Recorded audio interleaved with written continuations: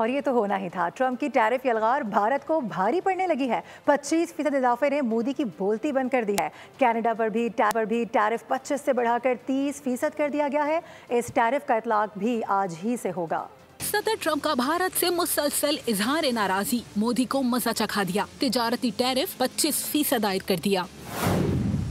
White house की जानिब से जारी एलामिये के मुताबिक कनाडा पर 25% से बढ़ाकर 35% जवाबी टैरिफ आयद किया गया है।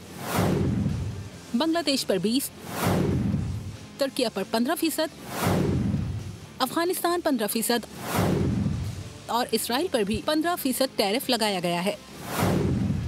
जनूबी अफ्रीका पर 30%, वियतनाम पर 20% और वेनेजुएला पर 15% आयद किया गया है। स्विट्जरलैंड पर 39%, इराक पर 35% और जापान पर 15% जवाबी टैरिफ लिया जाएगा। अमरीकी सदर ने माशी दुरुस्तगी के लिए लीबिया से 30%, म्यांमार से 40%, बरतानिया से 10%, शाम पर 41% टैरिफ का ऐलान किया है। नए टैरिफ का इतलाक आज से होगा। सब्सक्राइब करें और बेल दबाएं ताकि कोई खबर रह न जाए।